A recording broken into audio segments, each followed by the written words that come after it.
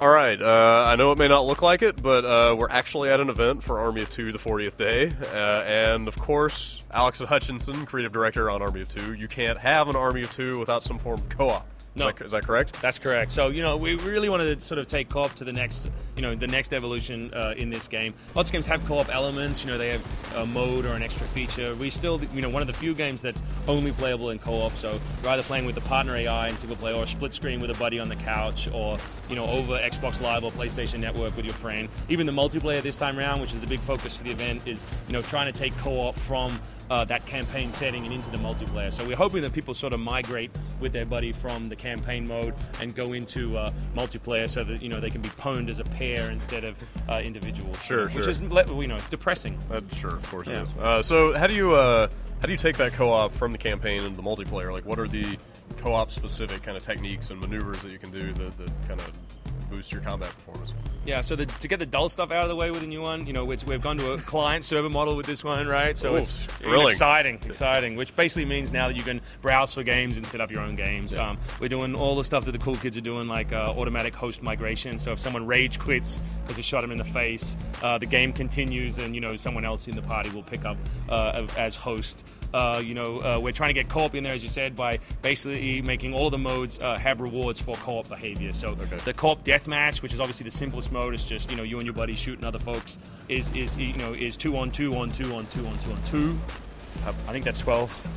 And it's lots. Okay. Your buddy's the only one who can heal you if you get down, and he's the only one you can get extra grenades from if you need some more grenades. Another mode, which is control, is 2 teams of up to 6, but it still pairs within that, so you have the same abilities with your buddy. So, when we watch people play, they tend to move through the space in pairs still, and it gives it a really different feel to sort of most run and gun shooters. Do you always keep the two players in a pair together, or are you ever going to spawn on opposite ends of the map and you have to meet up to roll around as a unit, or you're always going to be? You can spawn on your partner, or off to the side, depending on the situation that's going on. And we obviously you can split up if you want to split up, but because if you come around a corner and you're playing solo, even if you get the drop on 2 other guys, you open fire on them, it's very unlikely that you'll actually kill both of them, because if they turn at once, obviously the firepower is 2 to 1. So the game really does encourage you to stick it out with your buddy.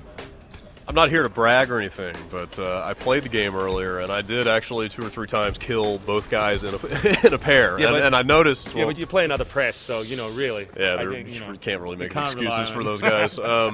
But so I noticed when that happened, it gave me some sort of killed the pair kind of bonus with extra points. Do those points go toward any kind of unlockables? Do you have a persistent kind of we have a around metagame rank system, which you sort of climb the ladder.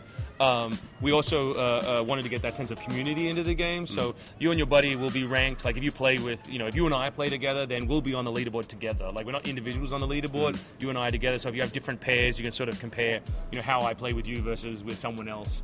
We have lots of things where we're tracking your rivals over multiple games. So you come on, play on Monday, and some guy's shooting you, endlessly. He becomes your rival, and when you next log on, it'll tell you there's a rival in this game. Interesting. And vice versa with someone you're dominating, it'll also record that as well. So can you find the games those guys are in, or is it just, you can see it. see where they are? We're calling them out in the browser. So if you browse for a game, you'll see you have lots of rivals in this game. So if you are thirsting for revenge, you can hunt them down. Very cool. Very cool. So you guys are you have enacted a bold technique here. Like pre-order bonuses have gotten to be a big thing. You guys don't have any guns or skins or anything. You guys have a mode that is going to be a pre-order bonus. Which is it's sort of damned if you do, damned if you don't. Yeah. Because if you say we're adding a platinum gun skin this time, then everyone says this is nothing. Why would I pre-order for that piece of rubbish? It's not gameplay relevant. So we thought we'll go. I think the franchise has a history of taking risks, so we felt sort of comfortable saying what, we're going to give you a whole mode, a 4th multiplayer mode, which is called Extraction, which is kind of like a mashup between Gears of War's Horde mode and Left 4 Dead, in that you and up to 3 other buddies, so 4 of you are trying to hold a location against an onslaught of enemies. If you manage to wipe them out, you then migrate to a new location, and there's 4 locations, each with 4 chapters, so there's 16 locations, and it gets brutally hard. So it's kind of a throwback to those old games, that those eye-bleedingly hard games. But I will say that it's only a pre-order bonus for the first 30 days. Okay. After that, we are going to give it away for free, emphasizing the magical word free to everybody else. So we just wanted to give a thanks to people who got in there early because,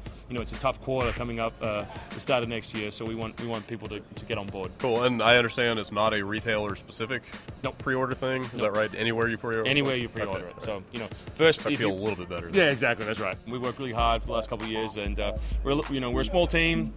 So, we hope that people get out there and give it a shot. At least try the demo, which will be coming out. At least give it a shot, and if you like it, please buy a copy. What is the size of the team? I mean, you guys are... How are you rolling in Montreal? Well, I know it's going to sound like a big number in the ultimate. It's 80 people, about 80 people. But, we're comparing... Is that considered small these days? These days, it's for a AAA, it's small. Got other people with a couple hundred, anywhere up to... There's some teams out there rolling almost at the 500 mark these days. Whoa, what is a game that takes 500 people? I'm not at liberty to say. Wow, I really want to know, actually. But there's a lot. And so, so I think we're punching above our weight. And, so come January 13, hopefully people pick it up on Xbox 360 or PlayStation.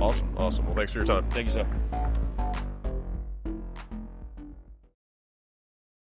What do you think this guy thinks of Army of Two? What do you think he is doing here? We were talking about this earlier.